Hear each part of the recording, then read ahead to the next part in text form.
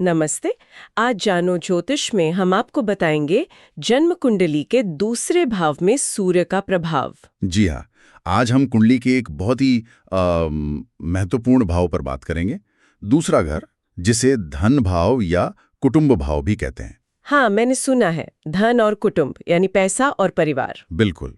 और सिर्फ यही नहीं, ये भाव हमारे जीवन के कई बुनियादी पहलुओं से जुड़ा है। जैसे हमारा परिवार तो है ही, हमारी वाणी मतलब हम कैसे बोलते हैं, हमारी आर्थिक स्थिति फाइनेंशियल कंडीशन कैसी रहेगी, कैसा भोजन हमें पसंद है। अच्छा, भोजन भी? जी हाँ।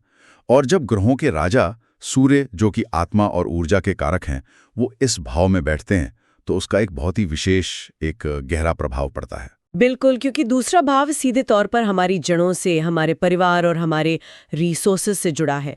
तो ये देखना वाकई दिलचस्प होगा कि सूर्य जैसी तेज ऊर्जा जब इस एरिया में आती है तो लाइफ को कैसे शेप देती है। चलिए इस पर गहराई से बात करते हैं। तो सबसे पहले ये समझना जरूरी है कि ज्योतिष शास्त्र में इस दूसरे भाव को इतनी इंपॉर्टेंस क्यों दी जाती है। ये किन किन चीजों को दिखाता है? क्या ये सिर्फ पैसा और परिवार ही है या और भी कुछ? नहीं, ये उससे कहीं ज्यादा है। देखिए, दूसरा भाव मुख्य रूप से है हमारा संचित धन, मतलब जो पैसा हम सेव करते हैं, जमा करते हैं। Okay, savings. हाँ, सेविंग्स। फिर हमारा कुटुंब, यानी जिस परिवार में हम पैदा हुए, पले बढ़े। शारीरिक तौर पर देखें तो हमारा चेहरा, और खास तौर पर दाहिनी आंख, हमारी वाणी, वॉइस, आवाज और बोलने का तरीका। एग्जैक्टली।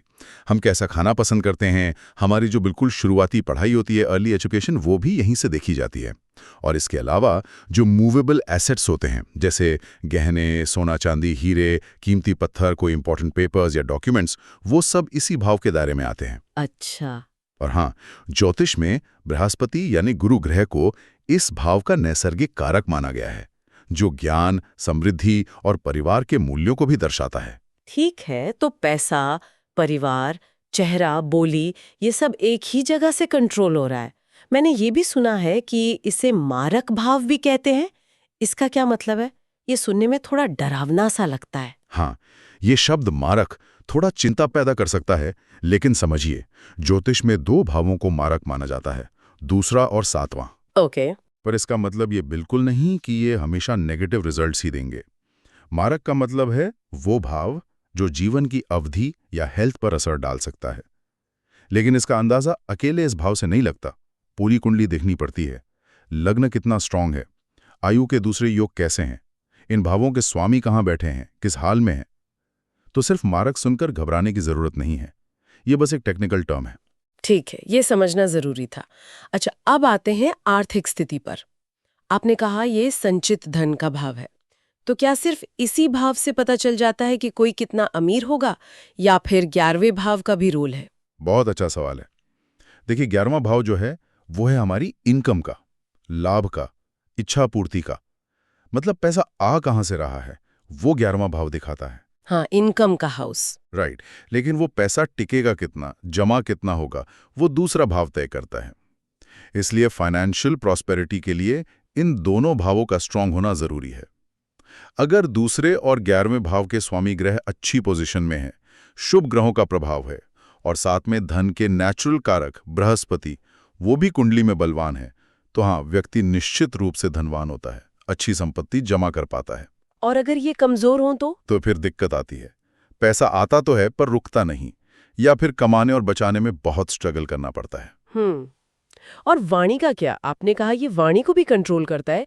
कई बार लोगों को बोलने में दिक्कतें आती हैं, जैसे हकलाना वगैरह।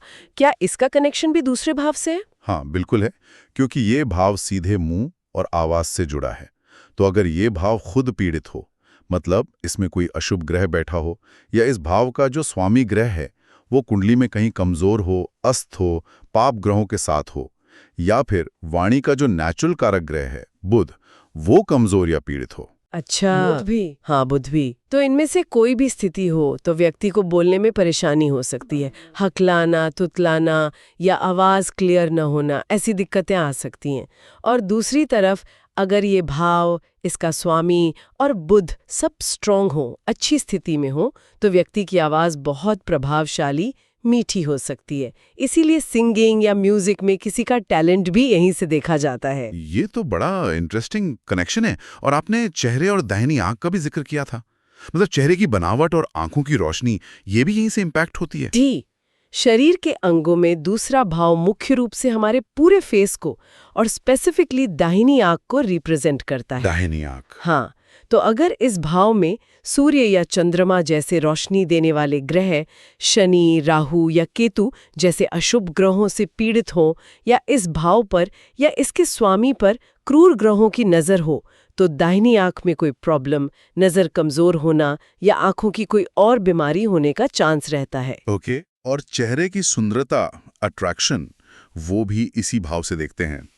जैसे मान लीजिए दूसरे भाव का स्वामी शुक्र या बुध जैसा कोई सुंदर ग्रह हो और वो कुंडली में मजबूत हो, शुभ ग्रहों से देखा जा रहा हो, तो अक्सर व्यक्ति का चेहरा आकर्षक होता है, फीचर्स अच्छे होते हैं और ऐसे में वाणी भी अक्सर अच्छी ही पाई जाती है। मैंने सुना है कि हमारे पुराने ज्योतिष ग्रंथों में भी दूसरे भाव के बारे में बहुत डिटेल में बताया गया है।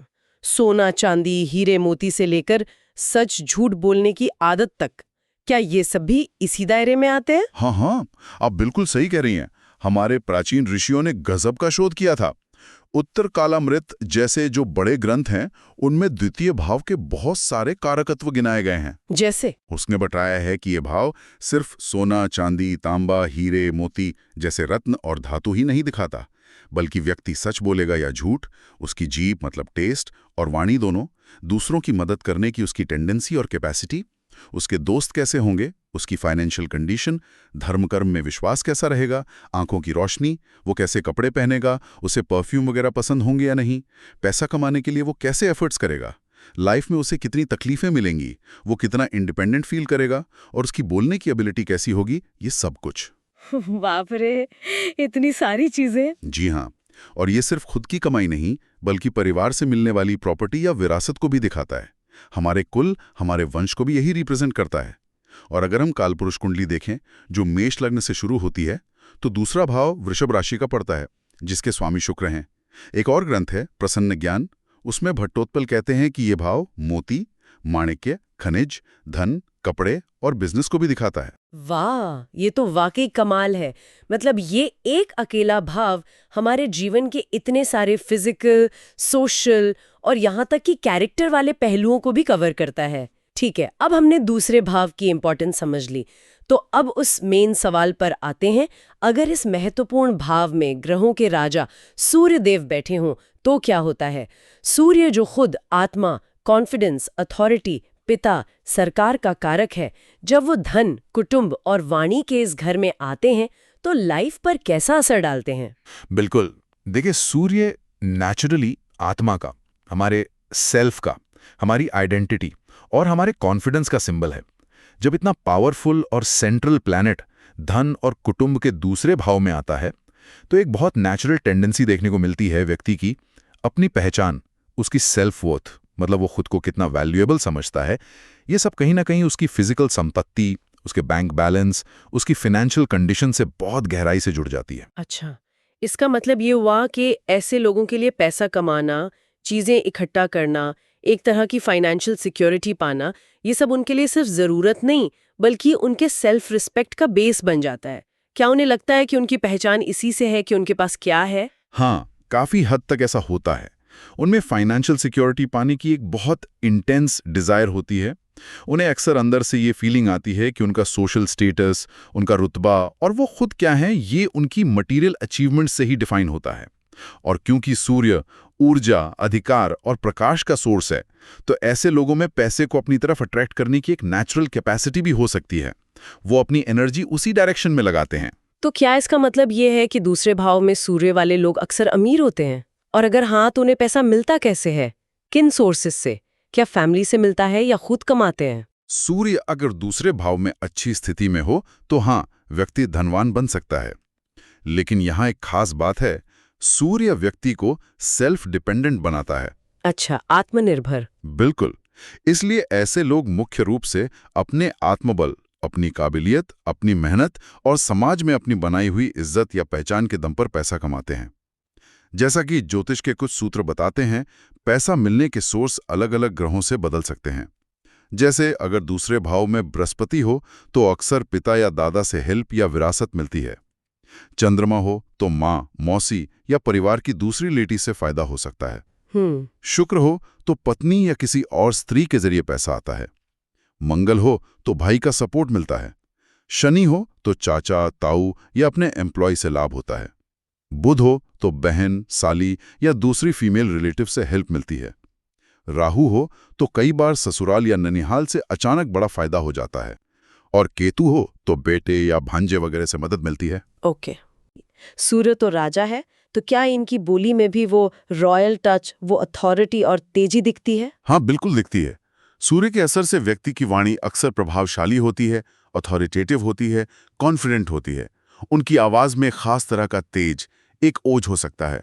वो अपनी बात बहुत दमदार तरीके से रखते हैं। इस वजह से वो अच्छे स्पीकर, लीडर या उपदेशक बन सकते हैं। पॉलिटिक्स, मैनेजमेंट या जहां भी बोलने का प्रभाव जरूरी है, वहां सफल हो सकते हैं। लेकिन इसका एक दूसरा साइड भी है। सूर्य का प्रभाव कभी-कभी वाणी में एक सख्ती, एक कमांडिंग टोन या थोड़ा सा ईगो भी ला सकता है। अच्छा, मतलब रूडनेस। हाँ, अनजाने में ही सही, वो दूसरों पर हावी होने की कोशिश कर सकते हैं। और अगर सूर्य यहाँ किसी तरह से पीड़ित हो, जैसे अपनी नीच राशि तुला में हो या शनि, राहु जैसे अशुभ ग्रहों से देखा जा रहा हो या साथ बैठा हो, तो वाणी में कड़वाहट आ सकती है। इंसान कड़वा बोल सकता है या बोलने में कोई प्रॉब्लम जैसे हकलाना वगैरह भी हो सकती है। यानी वाणी पावरफुल तो होगी, पर उसमें एरोगेंस या हार्शनेस ना आए, इसका ध्यान रखना होगा। अब परिवार के साथ रिश्तों पर आते हैं। सूर्य का नेचर तो लीड करने का है, तो क्या ये लोग परिवार में भी अपना दबदबा बनाना चाहते हैं?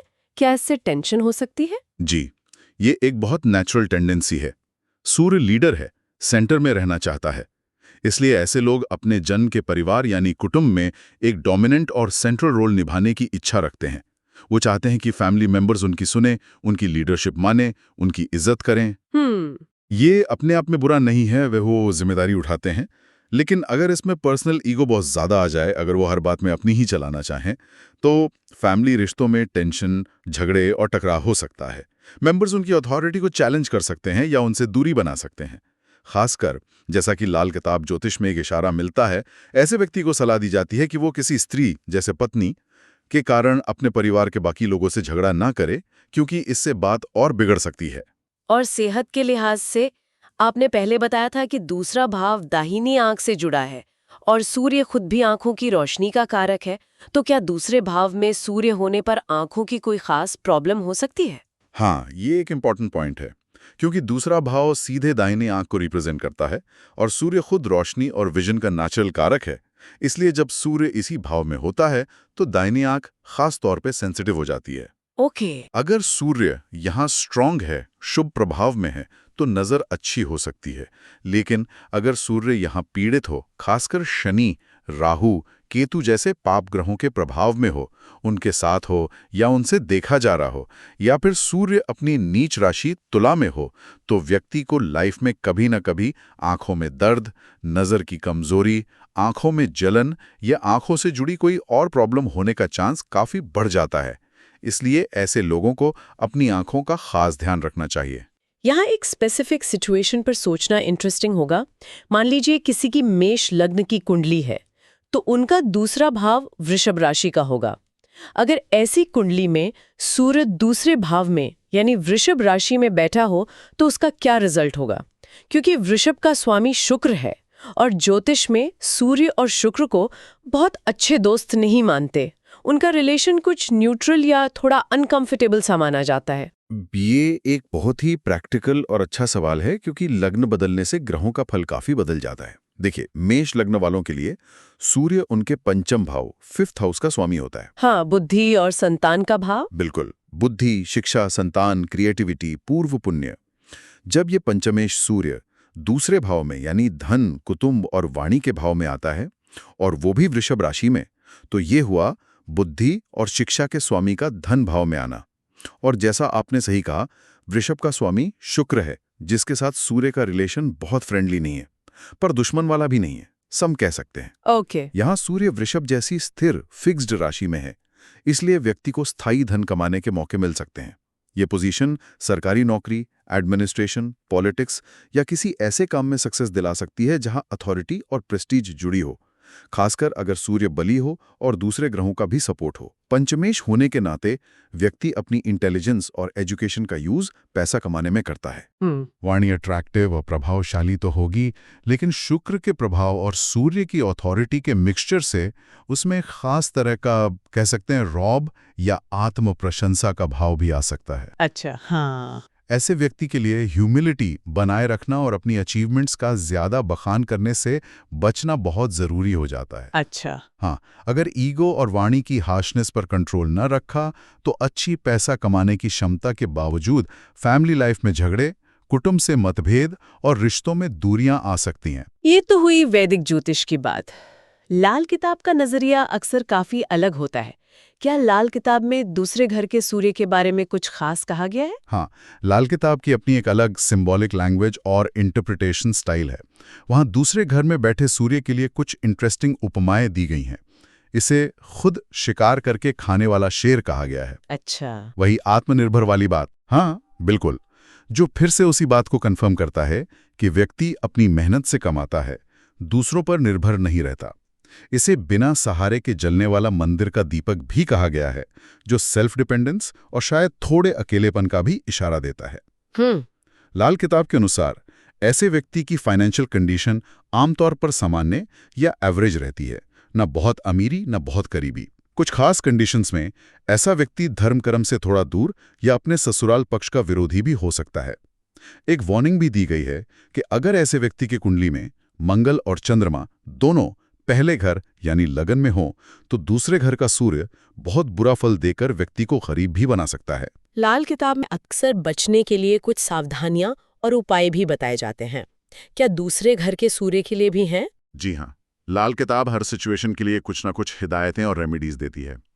दूसरे घर के सूर्य के लिए जो सावधानियां बताई गई हैं उनमें मेन है किसी से भी दान या मुफ्त में चावल, चांदी, हरी चीजें जैसे पन्ना या हरे कपड़े या दूध नहीं लेना चाहिए। ओके, दान नहीं लेना। हाँ, हमेशा अपने भाई की मदद करनी चाहिए, उससे रिलेशन अच्छे रखने चाहिए। जमीन जायदाद के मामलों में या रिश्तेदारों से झगड़ने से बचना चाहिए, खासकर किसी औरत की वजह से झगड़ा नहीं करना चाहिए। किसी से हरी चीजें या अनाज उधार नहीं लेना चाहिए। और घर की औरतों, खासकर अपनी पत्नी की हेल्थ का पूरा ध्यान रखना चाहिए, क्योंकि दूसरे घर का सूर्य पत्नी की हेल्थ या सुख पर असर डाल सकता है। और उपायों में नारियल, सरसों का तेल या बादाम का दान करना अच्छा माना गया है। अगर कोई फिजिकल प्रॉब्लम हो तो तांबे का एक सिक्का चलते पानी में बहाना एक उपाय है। स्त्री ऋण का उपाय करने की सलाह भी दी जाती है, जिसका मतलब है कि शायद पिछले जन्मों का औरतों से जुड़ा कोई कर्जा है जिसे चुकाना जरूरी है। इसके अलावा रोज सुबह सूर्य को जल देना और संडे का व्रत रखना या कम से कम संडे को घर से निकलते समय थोड़ा गुड़ खाकर निकलना भी सूर्य के अच्छे फलों को बढ़ाने वाला माना गया है। ये उपाय और सावधानियां काफी प्रैक्टिकल लगती हैं। आखिर में अगर हम करियर और शादी के नजरिए से देखें तो दूसरे भाव में सूर्य का होना इन एरियाज पर क्या खास असर डालता है? कोई खास बातें जो ध्यान में रखनी चाहिए? करियर के लिहाज से, जैसा हमने बार बार कहा, ऐसे लोगों में फाइनेंशियल सिक्योरिटी और समाज में एक रेस्पेक्टेड पोजीशन पाने की बहुत स्ट्रांग इच्छा होती है। वो आमतौर पर मेहनती, प्रैक्टिकल सोच वाले, एम्बिशियस और अपने गोल्स को लेकर बहुत फोकस्ड होते हैं। हाँ, ये तो लगता है। इसलिए वो banking, finance, accounting, real estate, सरकारी नौकरी, पॉलिटिक्स या किसी भी तरह के रिसोर्स मैनेजमेंट जैसे फील्ड्स में अच्छा कर सकते हैं। जहां तक शादी का सवाल है तो ऐसे लोग अपने लाइफ पार्टनर में और अपनी मैरिड लाइफ में भी फाइनेंशियल स्टेबिलिटी और सिक्योरिटी को काफी महत्व दे सकते हैं। अच्छा, मतलब पार्टनर भी वेल सेटल्ड चाहिए? हाँ, पॉसिबली। वो एक ऐसा पार्टनर चाहेंगे जो उनकी सोशल प्रेस्टीज को बढ़ाए या कम से कम उसे बनाए रखे। यहाँ पर बैलेंस बनाना बहुत जरूरी हो जाता है। उन्हें ये ध्यान रखना होगा कि रिश्ते में मटीरियल चीजों और फाइनेंशियल सिक्योरिटी पर जरूरत से ज्यादा जोर ना दिया जाए और इमोशनल कनेक्शन, आपसी समझ और प्यार को इग्नोर ना किया जाए, क्योंकि सूर्य का ईगो कभी-कभी पार्टनर के साथ रिलेशन में टेंशन पैदा कर सकता है। तो अगर पूरी चर्चा को सम अप करें तो कह सकते हैं कि जन्म कुंडली के दूसरे भाव में सूर्य का होना व्यक्ति को पैसा कमाने के लिए मोटिवेट करता है, खासकर अपने दम पर, अपनी मेहनत, काबिलियत और रेपुटेशन के बल पर। ऐसे व्यक्ति की वाणी प्रभावशाली और अथॉरिटेटिव होती है, लेकिन उसमें हार्शनेस और ईगो पर कंट्रोल रखना बहुत ज़रूरी है, वरना फैमिली और सोशल रिलेशंस बिगड़ सकते हैं। व्यक्ति का सेल्फ रिस्पेक्ट और उसकी पहचान काफ़ी हद तक उसकी फाइनेंशियल सक्सेस और मटेरियल पोजेशन से जुड़ी होती है। बिल्कुल सही सारांश है। ये पोजीशन यकीनन व्यक्ति को कॉन्फिडेंट, डिटर्मिन्ड और लाइफ में सक्सेस पाने के लिए मोटिवेट कर सकती है। यह उन्हें लीड करने और रिसोर्स जमा करने की क्षमता दे सकती है। लेकिन जैसा हर ज्योतिषीय योग के साथ होता है, यहाँ भी चैलेंजेस हैं। हाँ, वो तो है। मेन चैलेंज यही है कि अपने ईगो को कैसे बैलेंस रखा जाए, वाणी को कैसे मीठा और विनम्र बनाया जाए ताकि फैमिली और सोशल रिलेशन अच्छे बने रहें। फाइनेंशियल एम्बिशन जरूरी है, लेकिन उनके और इमोशनल सेटिस्फैक्शन व मेंटल पीस के बीच एक हेल्दी बैलेंस बनाना इस पोजीशन वाले व्यक्ति के लिए लाइफ में सच्ची खुशी और स्टेबिलिटी पाने की चाबी है। और यहाँ शायद एक गहरा सवाल भी उठता है, जब किसी की सेल्फ वर्थ, मतलब वो खुद को कितना वैल्यूएबल समझता है, ये पूरी तरह से बाहरी चीज़ों जैसे पैसा, प्रॉपर्टी या पोजीशन पर बेस्ड हो जाती है, तो क्या उसे कभी सच्ची इंटरनल पीस और सेटिस्फैक्शन मिल पाती है, या फिर हमेशा और ज़्यादा पाने की एक रेस लगी रहती है? इस पर सोचना और अपने अंदर झांकना शायद ऐसे हर व्यक्ति के लिए ज़रूरी हो सकता है। ओके, हमें उम्मीद है आज का वीडियो आपको पसंद आया। हमारे चैनल को सब्सक्राइब ज़रूर करें। धन्यवाद।